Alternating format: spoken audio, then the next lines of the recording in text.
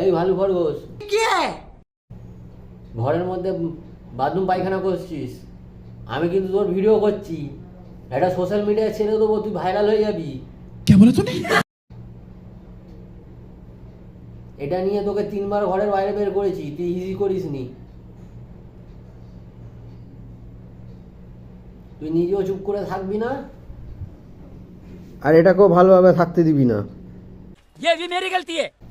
Value খরগোশ, তোমাকে বারবার বলছি, ঘরের মধ্যে বাথরুম করবে তো সোশ্যাল মিডিয়া ভাইরাল করে দেবো। ये क्या सुन रहा हूँ मैं? A few moments later.